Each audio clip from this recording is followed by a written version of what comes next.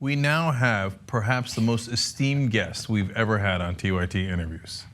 The legendary Jimmy effing Dore. Hey, thanks for having me on, Jenks. Fantastic. Funniest man on the planet is right here, right in Rebel headquarters. You know, I'm not going to argue with you. All right. I'm not going to argue with you whatsoever. I am pretty funny. It's true. What people don't know about me, can I tell people what they don't know about me? No, of course you can. Yeah. Is that I come from a big family, right? So I come from, there's 12 kids in my family, which that's true. And you go, well, you learn, people always say to me, well, you learn a lot about life growing up in a big family. And you do. I think the biggest thing I learned is I'm easily replaced, right? Like, I knew if I died, it wasn't going to put a big dent in their plans, you know? Can't imagine my mom sitting around, oh no, Jimmy's dead. What am I going to do now with just the fucking 11 of you? Oh, how do you fill the empty 1/12 of your heart? So I'm pretty good at knowing when people aren't into me, and that's why I called the book Your Country Is Just Not That Into You, right? And it's because it's kind of funny right away, and it's a takeoff on that book that Greg Barrett wrote. And in it, I talk about how the people who George Carlin called the owner class, how they don't really give a shit about us, right? And how they give us pretend choice in politicians. And a perfect example I like to give is the last election was Mitt Romney against Barack Obama, right? And it was an important election, Jenk, you remember, because if Mitt Romney would have won, we would have got Romney Care, but Barack Obama won, so we got Romney Care. So you see how we get a choice. Wait a minute! So this is what's in the book, and that's why I'm here, to sell books, not to make friends. And Okay, so there's a million things I want to talk to you about. Let's start with your parents.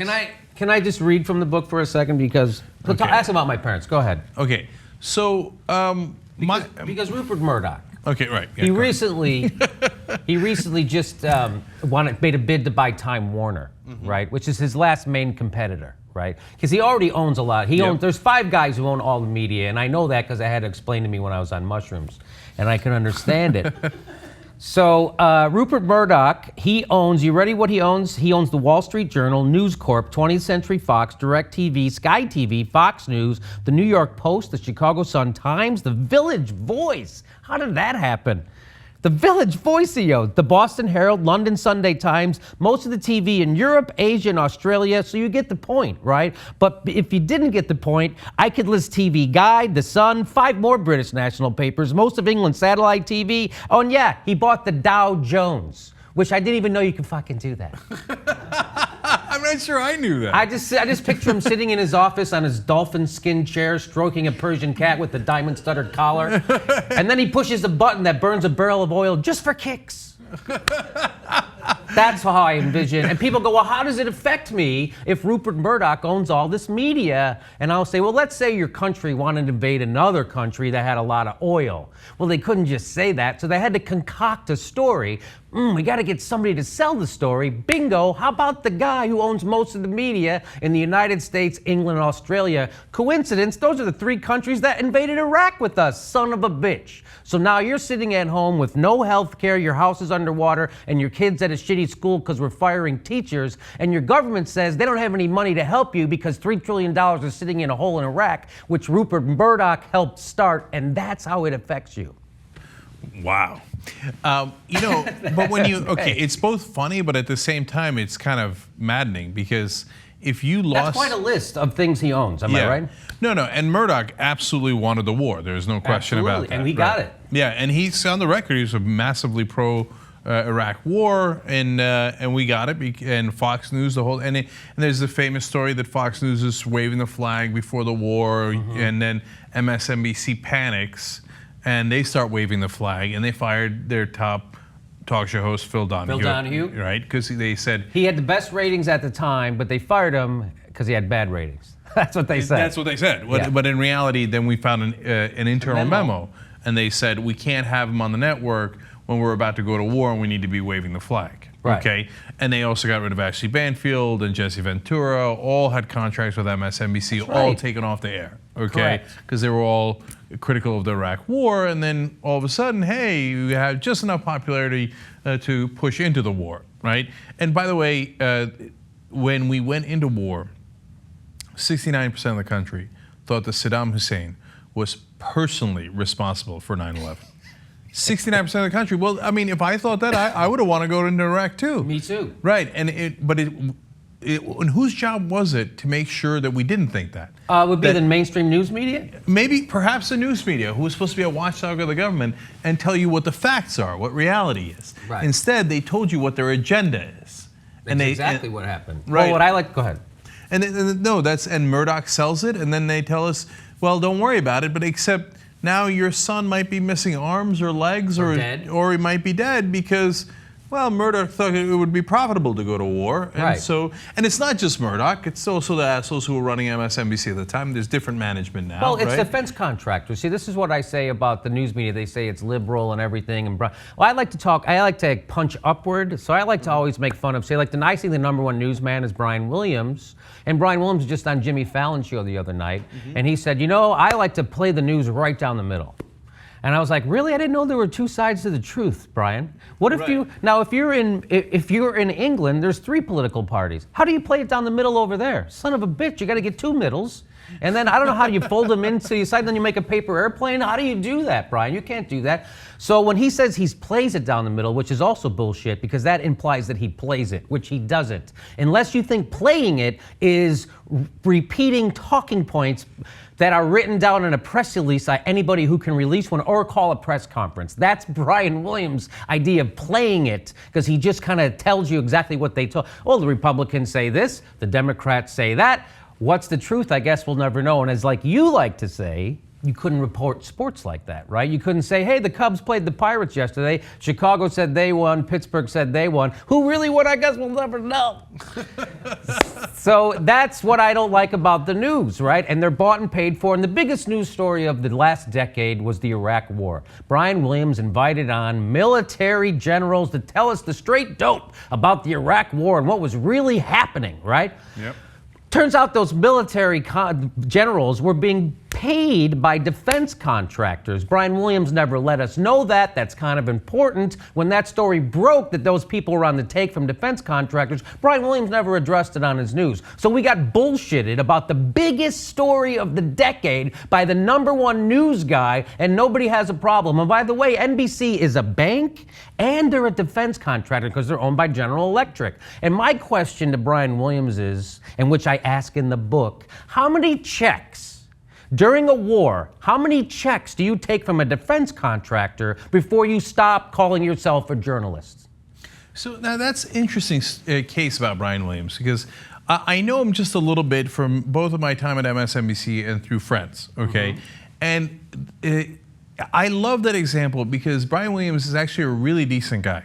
He's a really smart guy, and he's a really funny guy, and he's a really pleasant guy. And that's why I like to take him on, because he's so goddamn likable. He is. He's William Hurt in broadcast news. He's that fucking guy. He's the guy who will sit there and say, I'm gonna play it down the middle, and he doesn't go, what the fuck does that mean? That's why he has that job. Yeah, but that's exactly it. It's not that he's a bad guy. It's that he got that job because he didn't question the generals. Yes. And he learned how to play it down the middle, whatever that means. He learned it because that's what he was asked of him. The people who didn't learn to play it down the middle and not question the generals, etc., they didn't get that job. Right. They didn't get the promotion, and then. And what they ended up on is a cable news channel that nobody watches, like Dan Rather. Yeah, well, so Dan Rather went a little too far in questioning Bush, even though he was 90% right about that story, right? And then later, by the way, Lara Logan and 60 Minutes butchered stories that were pro-conservative. They got a little slap on the wrist. They're fine. They keep on going, right? Right. So yeah, and that's how it works. If you don't go with the establishment where the money is and how they continue to make money, if you don't make it rain for them, well then that's it. Okay, you're going to move on out. Okay, the next guy who's willing to play ball right down the middle is the guy who's going to get promoted. They're not bad guys. It's just how the system is built to make more money for the guys in power. Yeah. I'm not saying that Brian Williams. I'm not saying that he's evil per se. I'm saying that the effects of the job that he does allows evil to persist. Right? So he got that job because the guys who run the defense contracting part of General Electric know he's not going to stop and go, hey, this war is bullshit. He's not going to tell us the truth because he doesn't think it's his job to tell us that. And they've inverted everything now. I mean, look, when you look back at it, I don't know that there was a smarter person or certainly a more prescient person than George Orwell. because war is peace, the peace through strength. Reagan did Endless that. war for peace, Right. right? We've always been at war with Islamic terrorism, right? It's the war on terrorism. It never ends, Never right? ends. So The drug war never ends. So they inverted it. So they said, no, the job of a journalist is to be neutral and to play it down the middle, like Walter Cronkite. But wait a minute. Walter Cronkite was super famous for saying the Vietnam War was wrong, that it had gone too far and it was counterproductive. Well, that's an opinion. That's not playing it down the middle. That was what he was most famous. Second most famous moment in Walter Cronkite's history was when he teared up when JFK died, right? Wait a minute, I thought that they were supposed to be Objective. neutral and emotionless and not passionate about the news, just robotic anchors reading that prompter. They took reality right in front of our eyes, flipped it on its head, and said, no, this is what you should do. Why? Because it pays them to do it that way. That's exactly right, and people, what's funny, I read all those companies, all the media companies that Rupert Murdoch owns, including Fox TV, but most of the people who watch Fox TV thinks that the media is a Jewish-run some kind of conspiracy, even though the guy who owns that state owns all of it, and he's a fucking foreigner. It's owned by him. That's why it's so funny. The people who watch Fox, they're afraid of immigrants, yet the people an Arab and an Australian own the news station that they like. Oh, yeah. Prince Walid bin Talal is the second largest owner of News Corp. Of News Corp, correct. So, I mean, they're like, oh, damn Arabs. I watch Fox News, owned by Prince Walid bin Talal. Yes! What is this? What is going on, right? And so they say that. By the way, about the Jews, they say, oh, yeah, it's all Jews. But wait a minute. Look at MSNBC, right? Phil Griffin, who runs this network, is Irish. Chris Matthews is Irish. Lawrence O'Donnell is Irish. Okay, I mean, you just go to Joe Scarborough is Irish. Okay, so Rachel Maddow, maybe? Rachel Maddow, no, none of them. Okay, I don't know what Chris is. Chris Hayes. I don't know what he is. Yeah, but anyway, so the point is, it's bullshit, right? And look, on the banker side, they always say the bankers are Jews, right?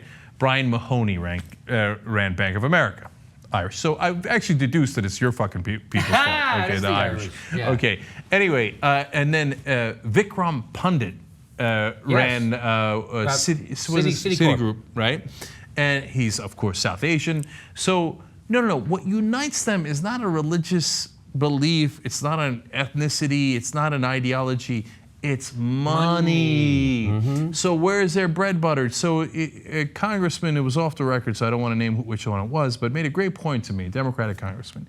He said, Jake, a lot of people look at defense contractors when it comes to the wars, and they do great, and Halliburton's stock price went up fivefold during the Iraq War. Fivefold. Remember, they gave Dick Cheney a $34 million exit bonus. That was their down payment on the Iraq War. That's right. That's what that was. So, but he said it's not just that. Actually, the companies that want it the most are the oil companies. Okay, why? Because once you have instability in the Middle East, oil prices go up. Mm-hmm. And when oil prices go up, that's nothing but margin for them. Mm-hmm. That's just, they take all of that and put it in their pocket. Because they were already making a profit at certain prices. And then everything else is gravy. And they make trillions off of those wars. Yes. So then the banks, who also then work with those guys and do the financial speculation and the oil speculation, they make billions. Everybody makes billions. The media companies, they make billions. You know who doesn't? Middle class. Us. That's right. That's the middle right. class. That we don't. We get shafted. We're in the biggest income disparity since the Gilded Age, which Mark Twain reminded us what Gilded Age meant, that everything is sick underneath the surface, but on the surface there's a little glitter of gold that makes everything look nice. Yeah. So that's the Gilded Age, right? And we're right back to it now. Actually, I'm going to interrupt you for 1 second, because I literally saw a gold-plated Mercedes drive by the other day in LA. I was like, that's it, man. I mean, it's literally out of, F. Scott Fitzgerald's books. We're back in the Gilded Age. Here's a fucking golden Mercedes. Not a golden color. It looked like it was gold-plated. So here's, they say the media is liberal, and people still believe that. Even liberals believe that for some reason. And I say, have you ever watched the commercials on the network news? Have you ever watched the commercials and Meet the Press? Really, it's liberal news, and it's being brought to you by Walmart, multinational corporations, and defense contractors. Really? They're bringing me the liberal news? Why is Boeing advertising on Meet the Press? Am I going to buy a jet someday? Why are they advertising? And it's because the criminals, right? It used to be the Fourth Estate, the media used to be the watchdog, and they would watch the criminals, which were the corporations and the politicians. And the corporations got smart and said, fuck it, we'll just buy the watchdog. And so now so Brian Williams or David Gregory, they're really going to be doing investigations of defense contractors being funded by defense contractors and corporations? No. What they're doing, Boeing is buying that advertising to fund non-investigations. That's what's happening, and that's what's wrong with the country. And then they go, the problem is, and in the middle of getting the biggest ass reaming from Wall Street and defense contractors since I can't remember, right? 2 wars, trillions of dollars, bank bailouts, they knew it was going to all line their pockets, and they got regular people to be pissed off at immigrants, teachers, and poor people, which is the most amazing thing I've ever, what a fucking sleight of hand. My brother, who makes about 50 grand a year, worries about the estate tax. That's a fucking true thing, Jack. I'm at his house. He goes, hey, we got to get rid of that estate tax. I'm like, what are you talking about? What is that? He goes, that's if you die and you have millions of dollars. The government just takes half of it. I was like, that's horrible. Let me know when that becomes a problem. But until then, maybe you should turn off your AM radio, get invited to your own life, right? Because I'm sure the estate tax sucks, but estates don't have 2 cars that don't work on the front lawn, okay? So this is what happened. They got us, my brother thinks people on welfare, so now they have the corporations, and if I see one more billionaire banker come on TV and tell me the problem with this country is Social Security, I'm gonna stop waving my Chinese-made American flag, okay? Because now my brother's upset at people on welfare. He goes, oh, they're all scammers. He's oh, those people on welfare, they're all scammers. I'm like, oh yeah, they've really rigged the system, so now they're the poorest people in the entire state. Oh, those fucking fat cats at the bottom. I'm so mad at them, right? So he's angry at poor people, and that's because the media wants you to, I always like to tell people, if you find yourself being angry at someone lower on the economic ladder than you, pretty good chance you're being manipulated by someone higher on the economic ladder than you, right? That's the oldest trick in the book. Get them to fight one another.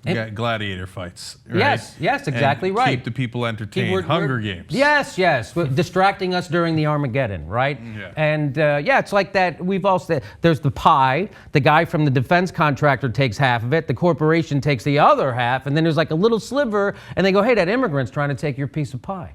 Yeah, that's right. That teacher, if that teacher's with his gold-plated healthcare benefits. They like to say that teachers get to go to their gold-plated healthcare benefits. You mean when they have to get a stent in their heart, they go down to fucking Cartier? What do you mean? They go to the hospital. What are you talking about? Right. So it's weird. We're angry at immigrants, teachers. I remember a time in this country people liked Mexicans. Cenk, do you remember that? It was right before the banking crashed, right? People were like, oh, Mexicans, they come here, they cut my grass for $5, they watch my kid for a nickel. Then the banks crash. People like these fucking Mexicans. They come here, they watch my house for a nickel. And it's like, they're taking my jobs and I'm working for a nickel. Well, what do you want them to do, right? They're people too. Well, they should go back to Mexico and starve. That's what I would do. No, you fucking wouldn't. All right, so they're doing exactly what we would do. So we're angry at them. We're angry at teachers. My brother thinks teachers are bankrupting us. And I'm like, oh, yeah. Why else would you become a teacher unless you're greedy, right? Yeah. Oh, sure. The teachers have all our money, but they're so sneaky, they still drive junky cars just to throw us off, Cenk. Yeah. They do. There goes another teacher taking a sack of money out to their tercel. So even Barack Obama's angry at that. And I talk about all this in your country is just not that into you. So I talk about this stuff, and it's funny, right? But it also, there's like a lot of meat there. So you come away with some talking points. So when your idiot uncle at Thanksgiving says that the problem with America is Social Security and Medicare, you have this book and you can throw it right in his fucking face, okay?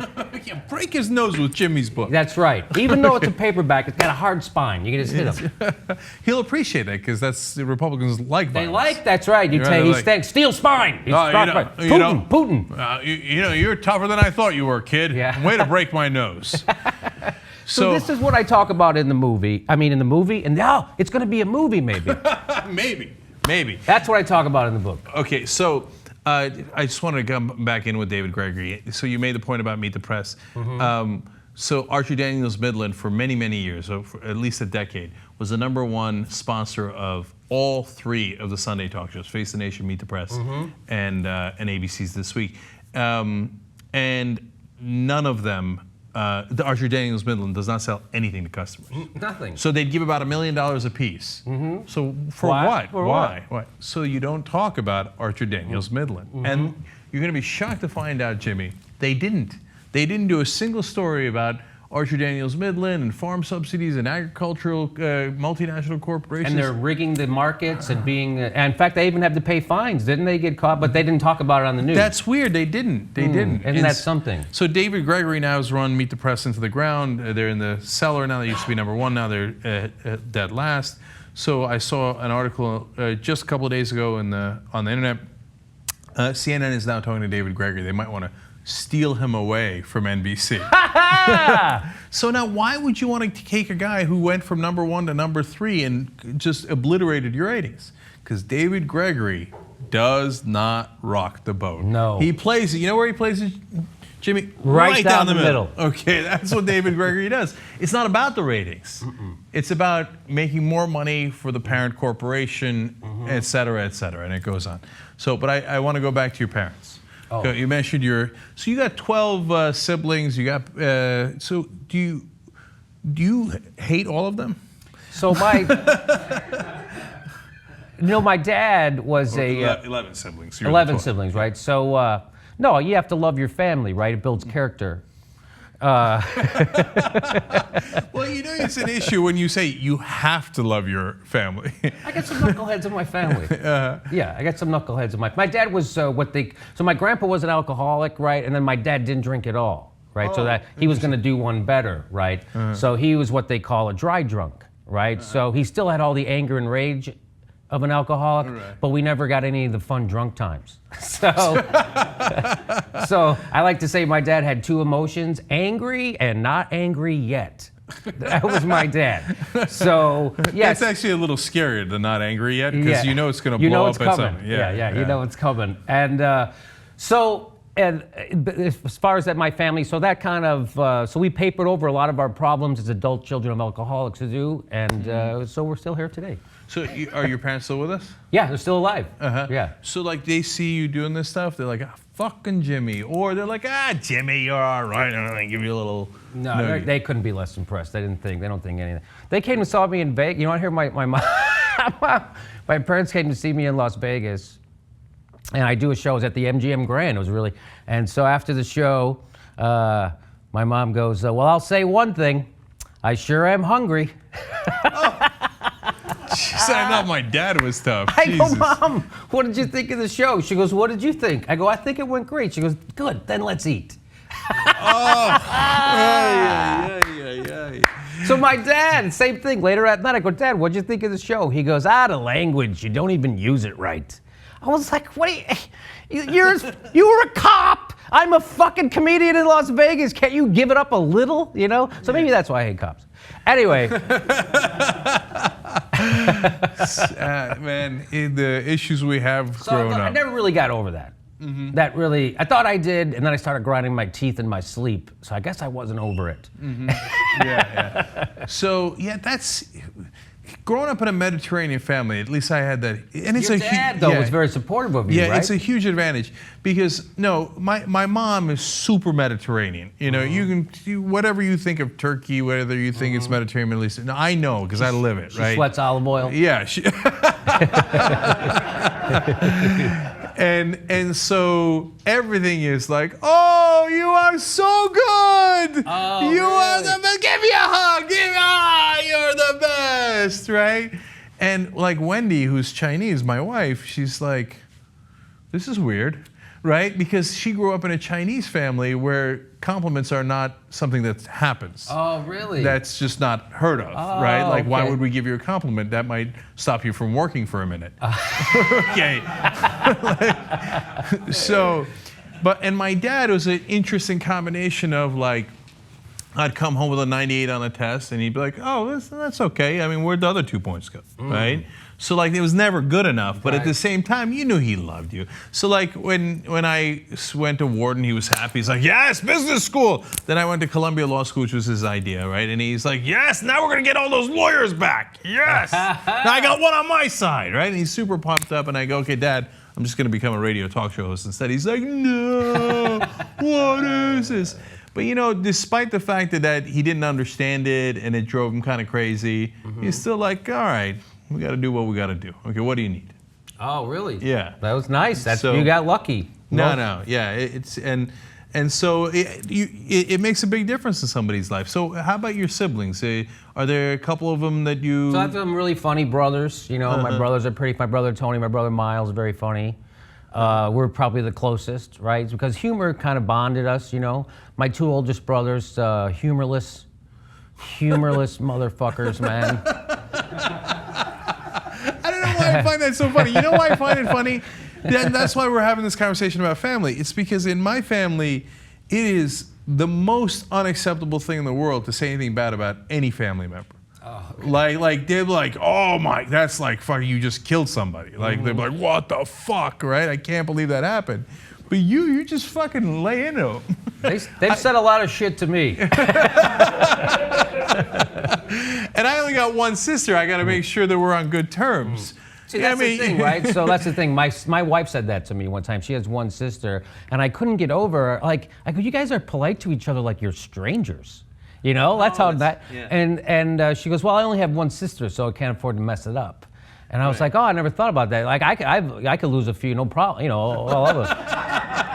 You know? So you go through, like, piss off 7 or 8 of them. You still got like 3 or 4 like, in the reservoir. Lots. In the bank. Lots of nieces and nephews. Just had another niece born today. So that's every day there's a new one. I guess it's like number 43, I think. Honest to God, that's not a joke. So really? Number 4? You have 43 nieces and nephews? Yes! I'm the youngest of fucking 12, man. I got a lot. They're all above. Jesus, I was born Irish with nephews. So you like probably literally, yeah. You know what I've come away with from this interview? That Irish people actually secretly run this country. I figured that out too. With the bankers and the media. Chris Matthews got rid of Phil Donahue. They're both mixed. What's going on? Right. And you guys breed so much that's what, like, we always wonder, like, what's with all the Irishmen, right? That's what it was. You know what? You guys were the original Mexicans. We were the original Mexicans. Yeah. Well, they say they call I forget what they say about the Irish. The Irish are the lowest of Europe. That's what I understand. Yeah. So, and if you remember back in the day, I mean, I love this analogy that we just accidentally came up with, because, you know, they would say no Irishmen allowed. They hated the Irish. Now, but you know, what did you do? You did the same thing the Mexicans did. You had so many kids that the country became so Irish that we had to love you. Yes. Because you were us. That's right. So you know how we like St. Patrick's Day? It's really close on Cinco de Mayo, isn't it? Right? We're getting really exactly. close. The whole point of both of those nonsense holidays that don't mean shit is drinking. Yeah, that's right. Right? Like what's Cinco de Mayo is not the Mexican Revolution or Independence Day or anything. It's just the fucking 5th of May. Let's get drunk, okay?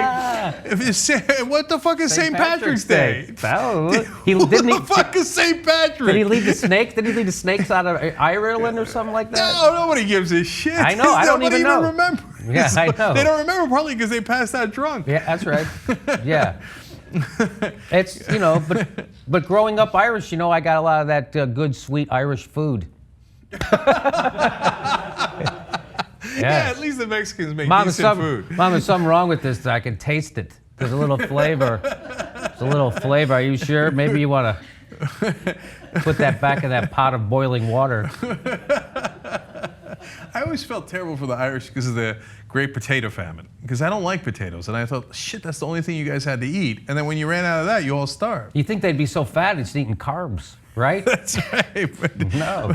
It didn't work out that way. It didn't work. Let's get back to the book. All right. So your country's just not that into you. Now, break it down for me. And it's a funny title, but are you saying the political system and the establishment's not that into you because they don't give a shit about you? Is that the message? The message is the problem is not the people of America, but when the ruling institutions work for the money elite and lose touch with the people.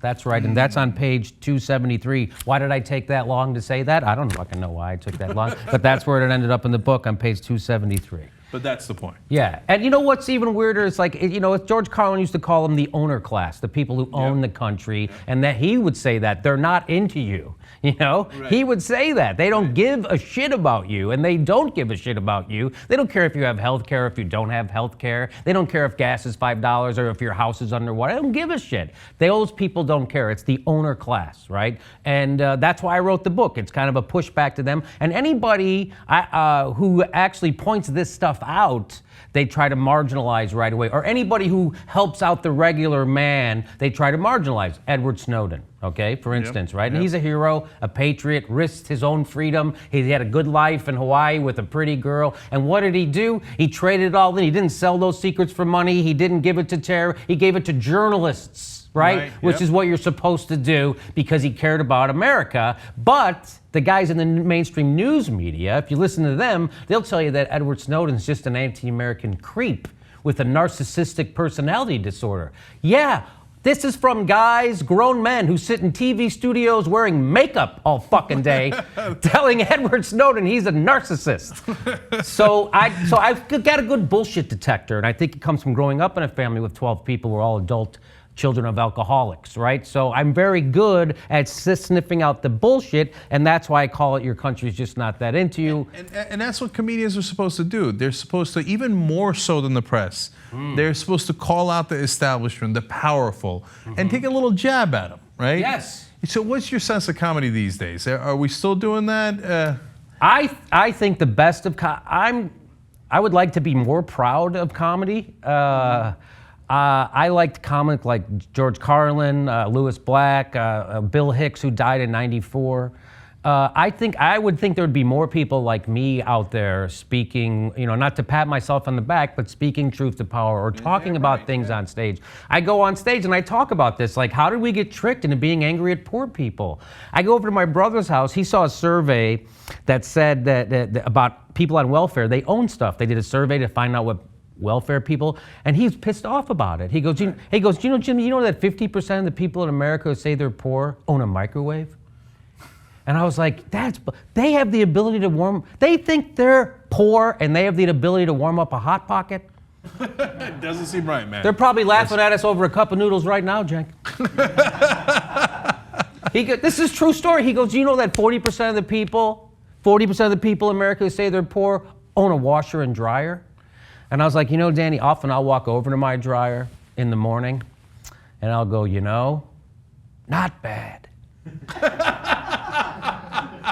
You made it in the world. You made it. Really doing well. Like, I mean, do they really? They do, right? They all live in 1955, and they think we're going to hang the clothes on the thing and there's a rope in the back of the house. Again, like I said, in the middle of the biggest ass reaming we've ever gotten from the military-industrial complex and Wall Street, these people are angry at fucking immigrants who want to come here and work.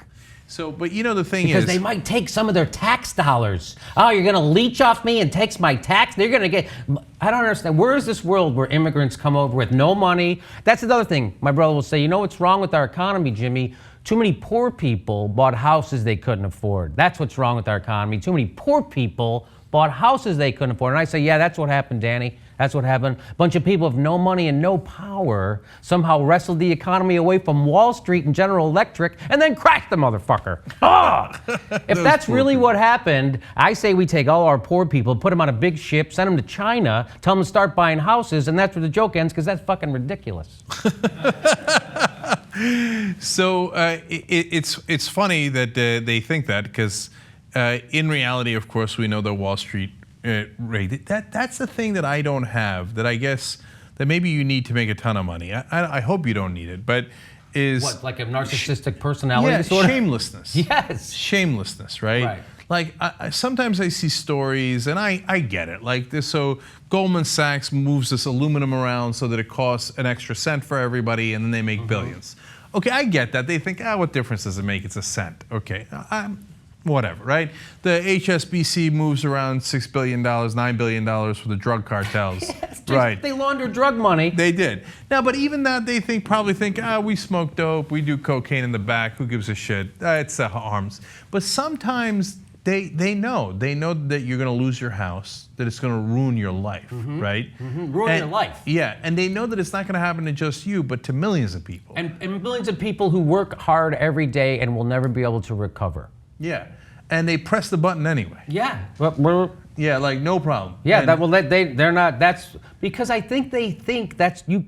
You know, we have a thing in this country now where if you got money, you must have deserved it. You must be a good person. And that's why I say that was the problem with Mitt Romney. Like, he kept trying to pretend he wasn't as rich as he was.